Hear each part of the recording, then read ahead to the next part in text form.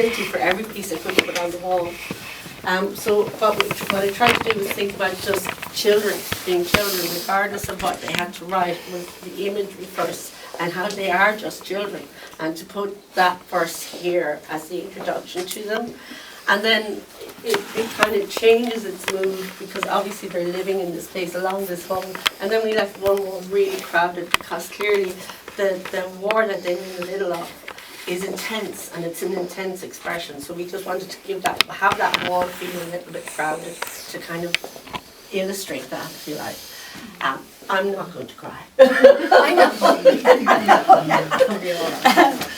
But you know, it's still going on, and children are still dying, and what is going on is utterly appalling, and it's a danger to the world. And not be silent. And that's all I'm going to say on it. And I'm going to have it. Thank you very much. Thank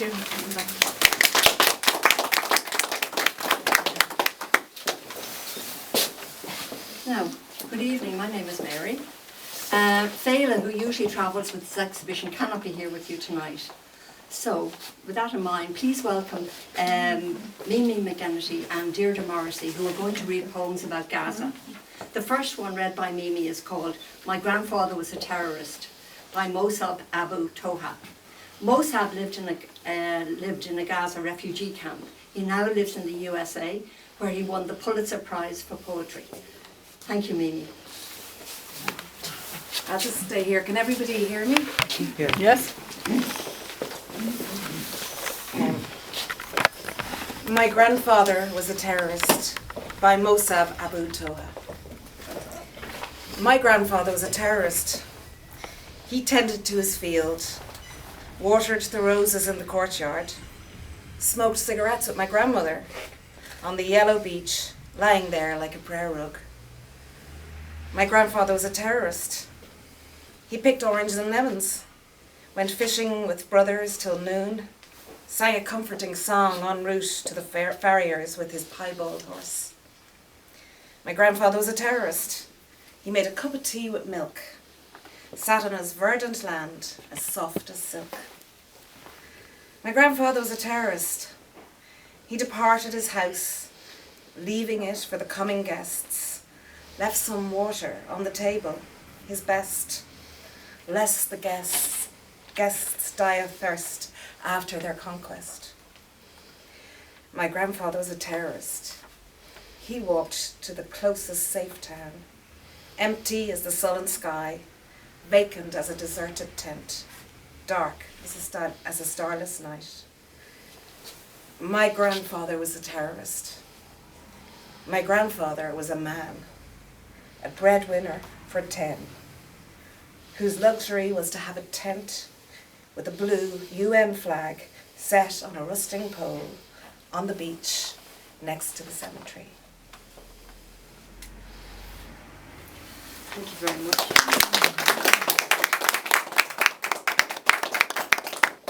Thank you very much, Mimi. Okay. Now the next one is read by Deirdre.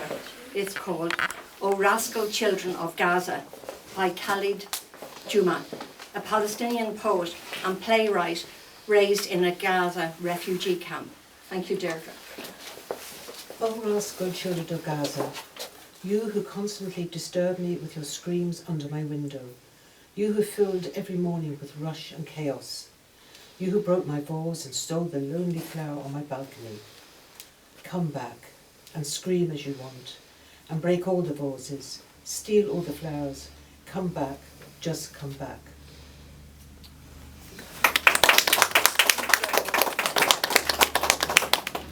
Now, finally, can I introduce you to someone who has worked for more than 3 decades in youth community education and as an advocate in Bray and wider afield. His name is Dermot O'Brien. He's also known as Daisy, and he's also a councillor in Bray. Thank you, Daisy.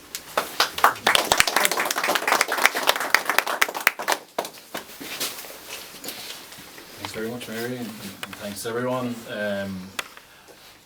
I often, when I get a chance to give an input, obviously it's always an honour and a privilege to do that, and I often just do it without notes because I want to tap into my heart and let my head flow. And then I was thinking about tonight and I thought there's so much to say, and so I don't want to not say it. So I do have some notes, which hopefully will help me with the flow. But what I'd love to do at the start, and it's already been touched on, is to remind us that there's a context for it's today. It's the 27th of November. It's a Thursday night. We're here for an exhibition, but there's a context. And for me, we stand here tonight in the shadow of what's being called a ceasefire.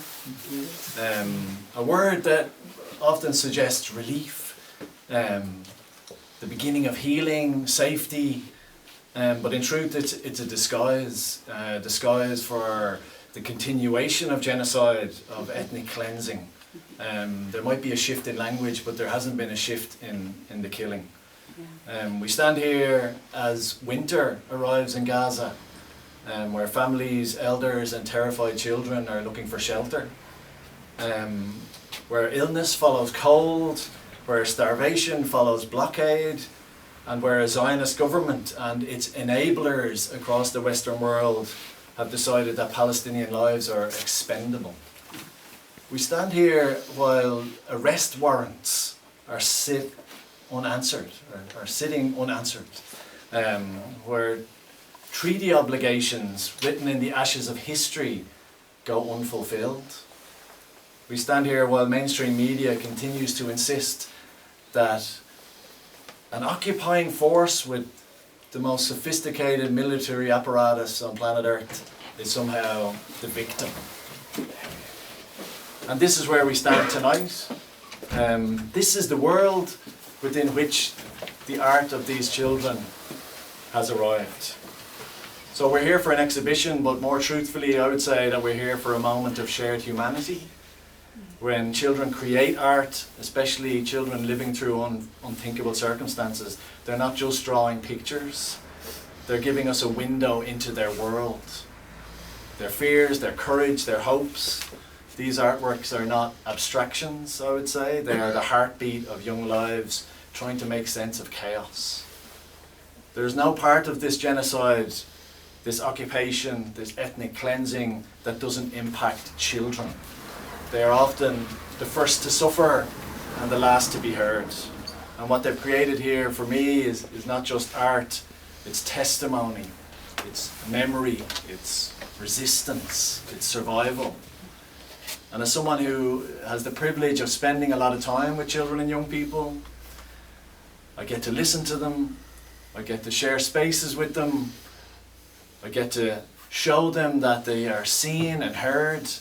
And one of the things, I'm also a trauma trainer, so I get to look at when harm is caused to children and young people. And one enduring thought that I carry through all my work is that children should never have to carry the burdens that adults place on their shoulders. And yet in Gaza they do, every minute of every hour of every day.